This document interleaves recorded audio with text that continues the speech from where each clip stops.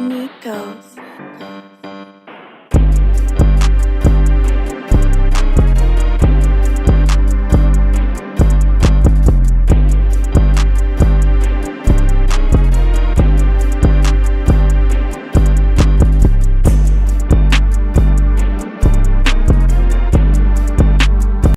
Good morning, everyone. Good afternoon, or good evening, depending on where you're coming from.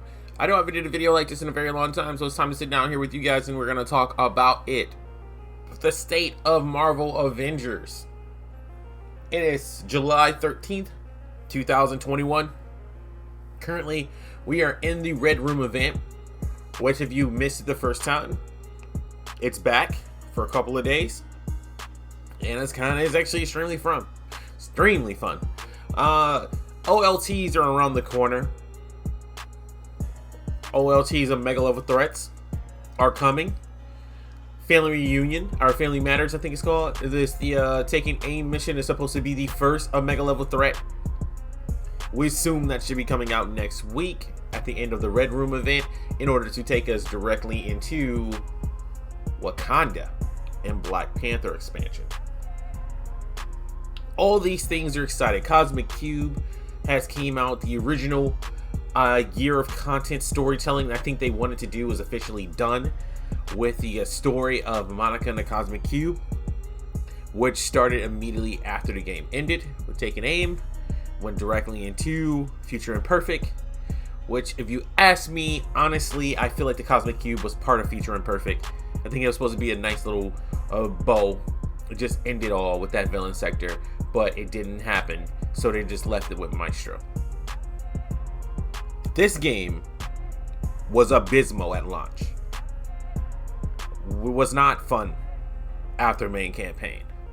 After main campaign, it was gruesomely grinding. All you did was fight, collect gear, looked like you had nothing to work towards. You were told stories of a better time of DLC characters. But over the past year, you see nothing of the sort. You see nothing to make you think this game was worth picking up. Here we are. The summer of 2021. Days away from the game's beta launch day. And the expansion is right around the corner. Promising things in the future that we're going to actually want to see. Things like, according to the roadmap, we're going to actually get patrols. Why are patrols important? Well, because Marvel Avengers is literally Warframe with superheroes. Don't listen before you go crazy. Okay? Think about it. It's pretty much the same game. So what did Warframe eventually have to add in order to make it more spicy? It was patrols, but it also was in development is new war zones and assignments within the wasteland regions. In power level and cap increase, Omega level threat missions, we already said that. That's also in the work. Coming with Wakanda's Black Panther outfits, new villains, including Claw, so there's more than one. New enemies to Claw people. We know there's a new story. The new Wakanda Biodome. I'm not a fan of that. I want Wakanda patrols. A new outpost. New war zones and assignments. We know that. And more outfits inspired by the cinematic universe. That's where we are. That's happening in August. So, man, July is Omega level threats. The ability to play as every character.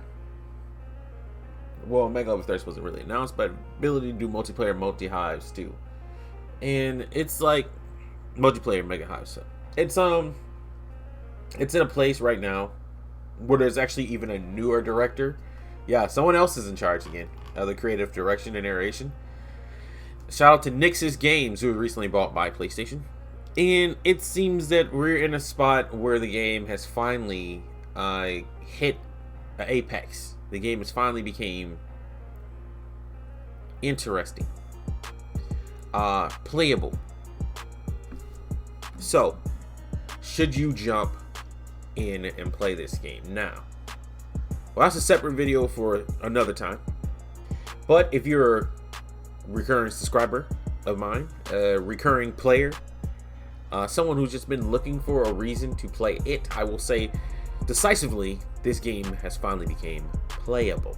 Not only has it become playable, it's became enjoyable.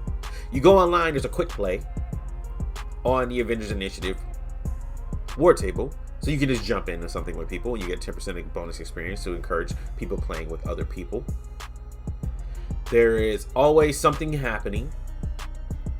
Cosmetics are getting reworked. We don't know when, but the credit vendor is going to get reworked. There's new resources popping up when you complete things, so we're assuming that might have something to do with the blueprints. Yes, the blueprints are still in the game.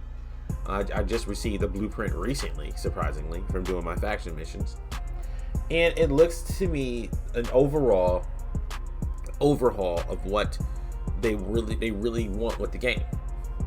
So they're really putting their best foot forward to make sure this game survives for at least a couple years. And again, the beginning was horrible. The launch was insane. All the hype in the world, and they did not deliver. People were falling through the floor through Avengers Initiative. Enemies were clipping through the walls, Avengers Initiative, which just still kind of happens. And it just was not a good multiplayer experience. And it didn't feel like an Avengers game. Even when taking aim, it didn't feel like an Avengers game. It didn't feel like an Avengers game until Future Imperfect, and then it felt like that was just a taste. That was a teaser. Future Imperfect was a teaser. Then the Red Room event came around, and it was a little glitchy at first. This time it was actually better. But then the Cosmic Cube launched in June, and then it finally started looking like a fucking Avengers game. And there you have it. It took this game to June to become the game that they promised at launch. I know it's not as long as No Man's Sky, but still, it's pretty lengthy in the teeth for a development phase. But we're here now. The game is playable. The game is in a better state. If people review the game now, I'm pretty sure it'll get higher reviews than it did at launch. The game has recovered. The community doesn't know it. So let this video be me telling you guys that it recovered. The guy who told you guys that, you know what? Yeah, this game wasn't in a great state a couple months ago. Let me be the one telling you now that it's recovered. The game is playable. You should enjoy it. If you miss Avengers, now's the time to get out there and punch some shit in the face.